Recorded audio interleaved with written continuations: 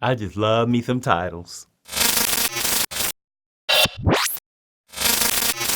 What's good, PowerDirector peeps? Yes, another Saturday is upon us, and today I am blessed to be showing you how to use the title designer in PowerDirector 18. If you want to learn how to make some dope titles, I want you to put hashtag title designer in the comment section below. Here we are in PowerDirector. Titles are groups of text that can be overlaid on top of images or videos. They can be used as intros, credits, lower thirds, and more. And in this video, I'm going to show you how to use the title editor to add awesome text to your videos. Let's get title-rific. As you can see, I have a clip in the timeline that I want to add some text to. So in order to add that text, we need to go to the title room. And in here in the title room, you see a plethora of different text that you can apply, different presets, templates, all type of love and all type of goodness. But what I'm going to do first is go over the interface to let you know what this is all about. So over here on the left, the first thing that we have is the import media icon. So if you click on that, you can go ahead and import some title templates, or you can download content from the Director Zone. Then we have our actual upload to Director Zone or CyberLink Cloud. So if you create a template that you want to share with others, you can go ahead and use this for that. So basically you'd have to be under custom to be able to make that active. Then you have your content drop down. So this all content drop down breaks it down into different categories. So you could pick these different things. They're basically the same as the categories over here on the left, but it just allows you to get to them from a different area.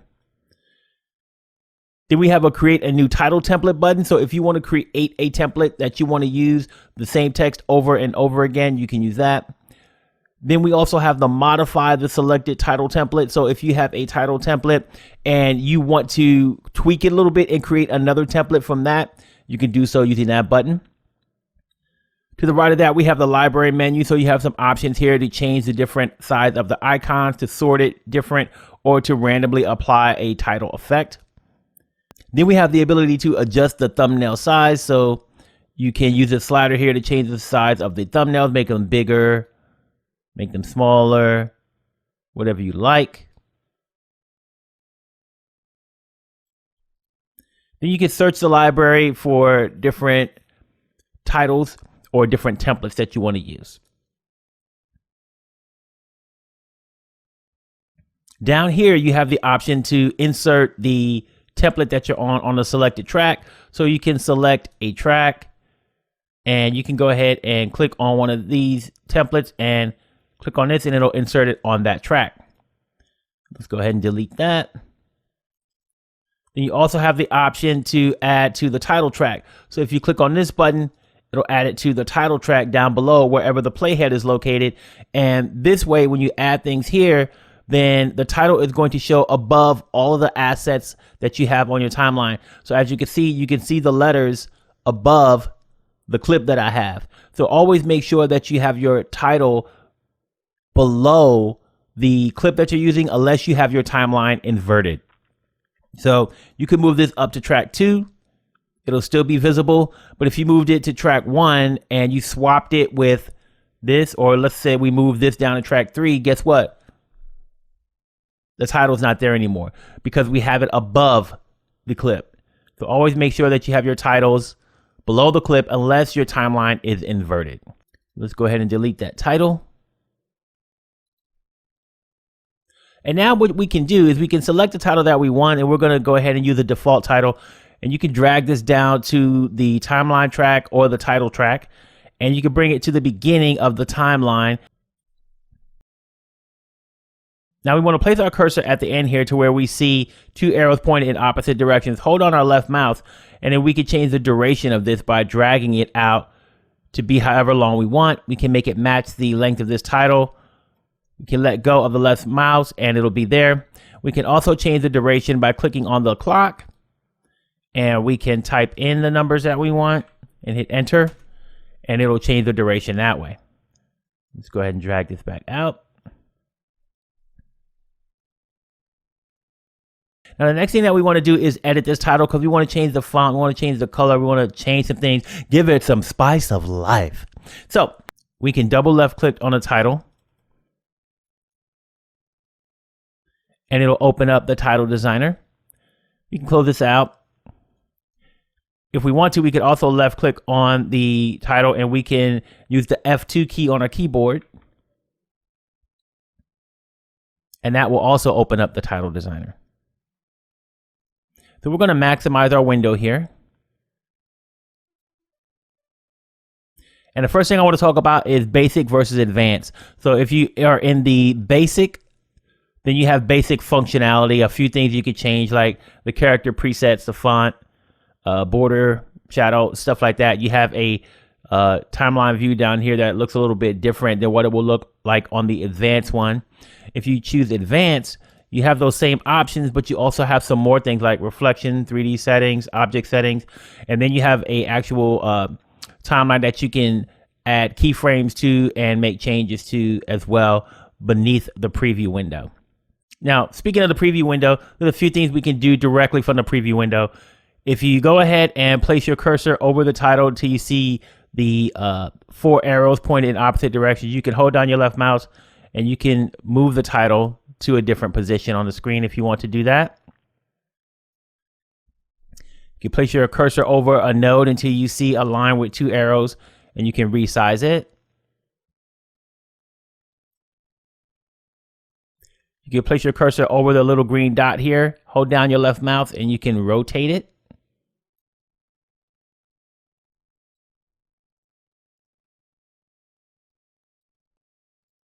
I'm going to go ahead and move this back to the center here. I'm going to make it vertical center, horizontal center, and I think I'm good right there. And you can go ahead and use your keyboard keys to also move this around. So if we left click on this, make sure that there's a solid line around the bounding box. We can use our left arrow to move it left, right arrow to move it to the right, up, down. You got all those options there. Just a good way to kind of do very specific movements. If we need to move it like just a tiny little bit, using the arrows might help you out there. So now we want to go ahead and change our text. So we can go up here to the selected object area. We can left click on that, highlight it, and we can type in whatever text that we want.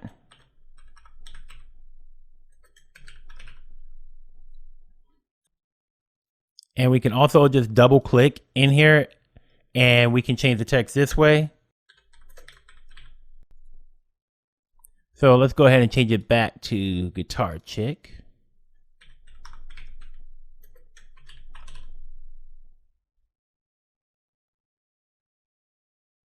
And we'll go ahead and center this again.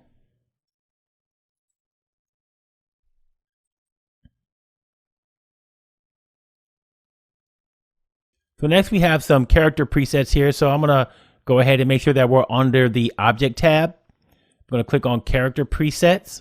And if we click on the bounding box and make sure that it has a solid line, if we click on any of these character presets, we get a preview of what it would look like.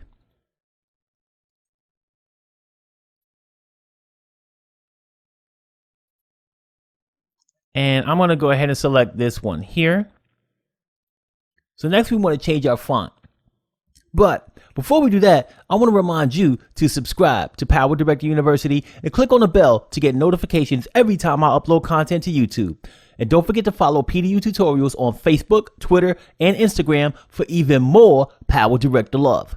Now, let's get back to the breathtaking tutorial. Let's head on over to the font section. So we'll close up the character presets, and under the font paragraph section, we have different fonts that we can preview. So if we go ahead and click on this drop down here, we could just scroll through and see what all these different fonts look like. They're also beautiful, don't you agree? Now, for this one, we are going to pick Edwardian Script ITC. So I'll just go ahead and click on that. And now over here to the left underneath this, we have our font size. So we can change the font size if we want to.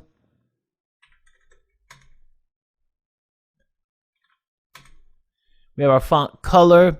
So we can double click on that. We have some options here to change the color. You can click on different colors, or you can type in the different hue, saturation, luminance, or the different RGB values, all that good stuff. I'm gonna click on cancel.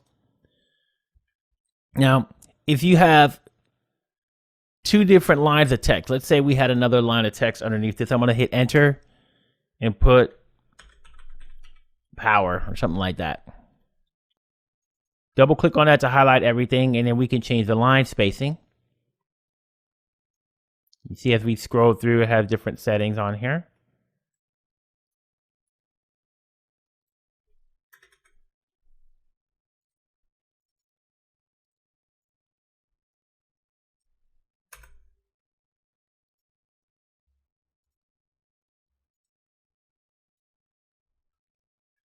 Then we also have our spacing for our text. So we can use this, and we can make our letters spaced out if we want to. And here we have our settings for bold, italic, and we have our indentation. We can align left, align right, or align center, or align right. Basically, this is the alignment when it's in the text box, so you won't see any movement right now. Now, if we double click inside of the bounding box, we get this little shortcut window that pops up. And if we put our cursor over it, it enables this shortcut window. And you can change some things right from inside of the preview window. Bold, italics, your colors of your border, shadow, the color of the font, size of the font, things like that. So next, let's go down to font face. And for font face, let me go ahead and make this bounding box solid again. For font face, we could change certain things, like we could add a blur. We can change the opacity. We can have a uniform color, or we could change it to 2 color gradient or 4 color gradient. So 2 color gradient, now I could choose 2 different colors. And I'm going to click on OK for this. So now we got 2 different colors, and we could change the direction that the gradient goes in. All that good stuff.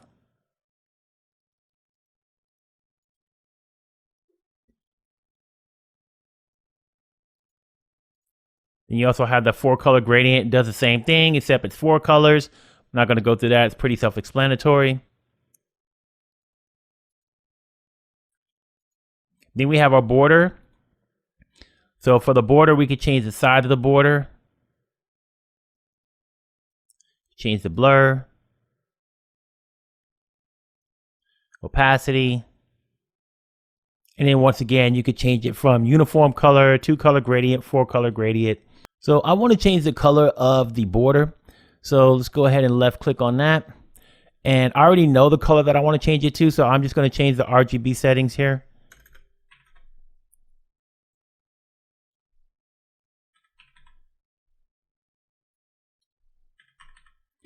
And I'll click on OK.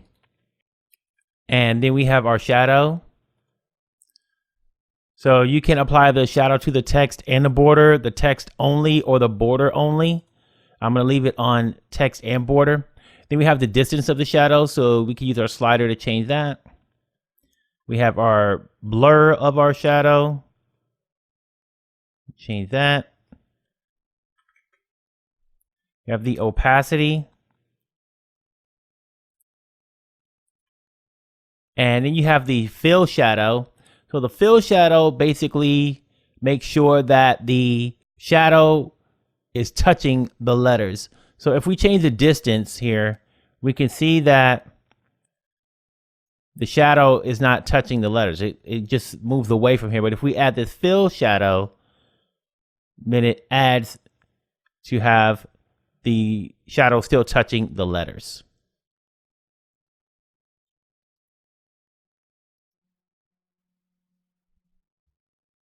Now, what I want to do here is I want to change the color of the shadow. So I'm going to double click on this. And I'm going to go ahead and add the same color settings that I had for the border.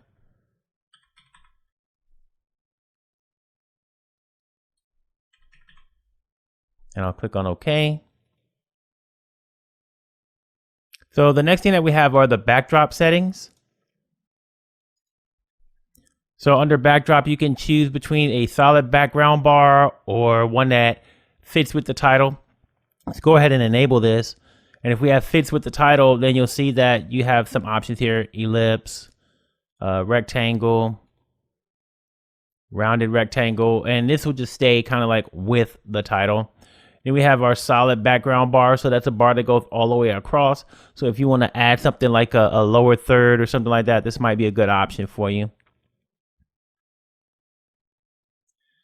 Then you have your fill type. So once again, you got your 2-color gradient, or you also have an image. So if you select image, then you can use whatever image you want to be the title bar or the ellipse or whatever. So I'm just going to select this one and click on open. And then you see that you have the picture I selected as the backdrop. So you can go ahead and use the preview here to change the section of it. So if I didn't want this section to be it, I wanted it to be more like up here, I could just drag it up and it changes it to that section. I could choose to keep the aspect ratio, or I could not and change the bounding box like that to make it just that section. Or if I just want this dark area here,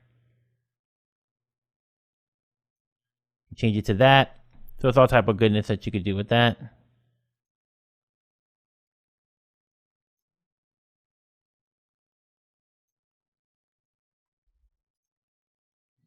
You can flip it upside down.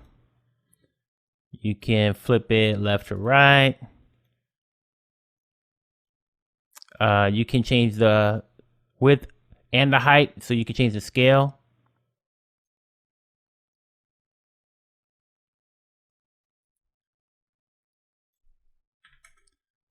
And if you want to just change the height or the width independently, just uncheck maintain aspect ratio. You just got to make sure that you change it to fit with title in order to be able to do the width and the height independently.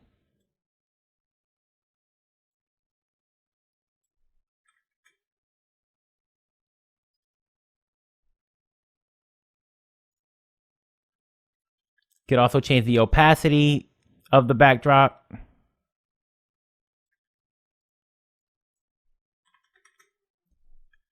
And then if you want to, you can make the opacity backdrop offset from the letters or from the text. Simply moving it and changing it there.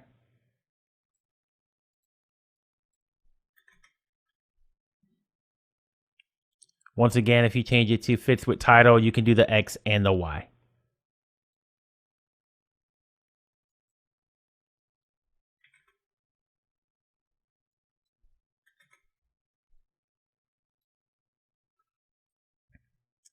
So let's uncheck that. Next thing that you can do is the reflection. So if you check that, you'll see that there is a reflection of the text down below. Change the opacity and the distance if you wish. 3D settings aren't going to be available for this tutorial, unfortunately. And then you have your object settings. So instead of using the cursor to move things around on the screen, you can just type in your settings here. You want to change different elements. You can change the width, the height. Right now it's on 0.26, and we can change that up, scale it up, scale it back down. You can change the maintain aspect ratio so that you could do the width and the height independently.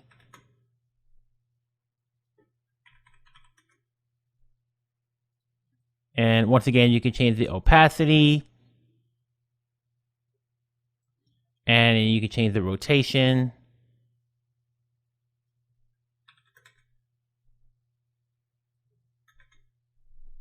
And all that graviness.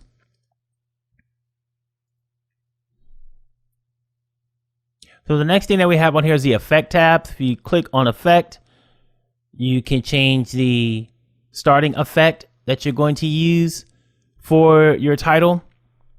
For this one, let's just go down here and pick glow. If you hover over them, or you click on them, it'll show you a preview of what the starting effect will be. Like I said, I'm going to pick glow. Then you can go to the ending effect. And once again, same principles apply. You can click on these to see what the preview will look like, so you can determine which one you're going to use. I'm going to stick with the same ending effect, so we're going to put glow on the end there.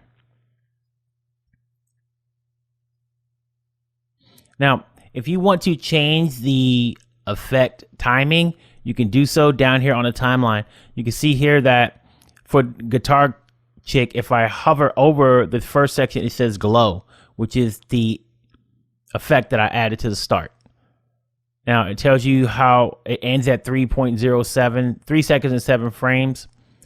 And it's 3 seconds and 7 frames long. It starts at the beginning. If I hover over the end, it has the same thing. That's what I added as the ending effect. And you can see here that it starts at 6 seconds and 16 frames. And it ends at 10 seconds. And the duration is 3 seconds and 8 frames. So I could change the timing by hovering over this little line till I see an arrow, a line with 2 arrows. Hold down my left mouse and I can drag it to the left or drag it to the right. If I wanted to make it longer, if I wanted to make it shorter, I have those options there.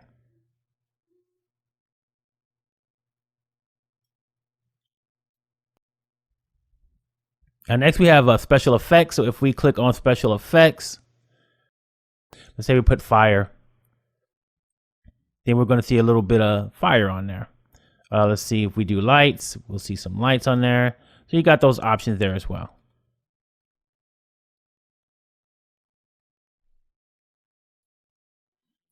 And then we have the motion blur. So if you have some movement on your text and you want to make it look more realistic, you can enable motion blur. You can change the blur length and the blur density for that motion blur. And the last tab that we have here is the motion tab. So if we click on that, we have different paths that we can add. So if we want to add a path of motion on here, we can just click on one of these and we can actually see this green line, which shows us the motion that it's going to create. We can play this back to watch what it does. And if we click on stop, then we have the option to edit it. We could change the beginning by clicking on the yellow dot and moving it. We could change the end by clicking on the yellow dot and moving it. We could add motion by clicking anywhere on the green line.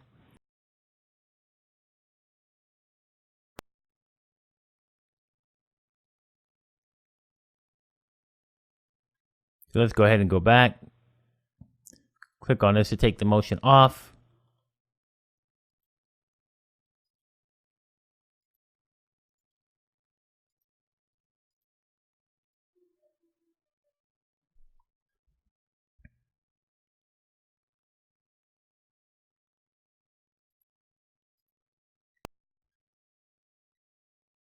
And once we're finished making all the changes that we want, we could click on share if we want to upload it to the director zone or the CyberLink cloud. We can click on save as if we want to go ahead and save it as a new title template. So if it's a title that you know you're going to use over and over again, you can do save as and it'll actually save it in your custom section. And then we have OK, just to go ahead and apply the changes that we did to the timeline. So let's go ahead and click on OK.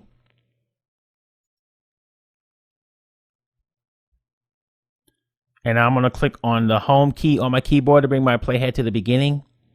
And if I click on play,